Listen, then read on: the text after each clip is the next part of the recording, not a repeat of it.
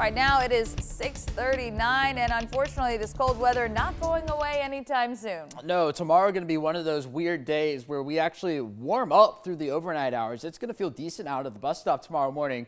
But then the afternoon comes and we're right back down into the 30s and windy outside. So we just cannot win in central Georgia. A live look here over downtown. Temperatures in the 20s and teens across the area at the moment. We're at 20 in Macon, but the difference from yesterday morning to this morning is that the wind is calm. So we're not looking at much of a wind chill across central Georgia. By the time we get to the afternoon hours, 3 p.m., 54 or so, that will be our high temperature for the day, back down into the 40s later on tonight. So it's 26 in Atlanta, 23 in Columbus, 20 here in Macon, 27 over in Vidalia this morning, 30s down along the coast. We drill this down here into central Georgia, and you find a mix of 20s and teens. Eastman has fallen to 19 now, as has Americus, and I expect a couple more cities to get below that 20-degree mark here before the morning is over. We do still have a wind chill in a couple of spots. It feels like 17 in Montezuma. The actual air temperature is 19 in Americus, so that's not a wind chill there. 23 in Monticello and 23 over in Wrightsville. So at least we're not dealing with the single digits like we saw yesterday morning in central Georgia. The radar picture is quiet all across the area, quiet for the most part across the southeast as well. Cooler air up to the north,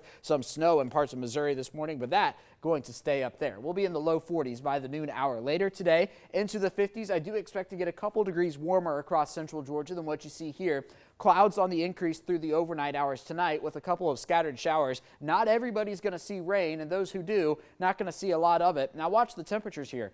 Tomorrow morning at 5 a.m., we're at 50 degrees in Macon and Warner Robins. We play this forward through the morning hours, and we actually cool down into the mid-40s. Skies clear out, and we continue that cooling trend into the night tomorrow, down to 29 in Thomaston by 8 p.m., hitting the freezing mark in Macon, and we are not stopping there. We are well on our way to the 20s and teens once again for Saturday morning, and then Saturday afternoon. This is 2 o'clock in the afternoon. Struggling to get above the freezing mark. I do expect to get above the freezing mark, but not spend a ton of time north of 32. Let's get on into the other half of the weekend now. Sunday continues to look dry. Monday, we begin to watch a system out to the west. Going to bring a lot of rain west of the Mississippi River there. Crosses the river on Tuesday. A chance of a scattered shower here on Tuesday, but I really think that better rain chance is going to come on Wednesday. This blue you see here, that's the European model. The green is the GFS model. You can see there's not a ton of agreement just yet in those two models. So we're going to be watching for that in the days to come here on 13 WMAZ. So 18 tomorrow morning, or this morning rather,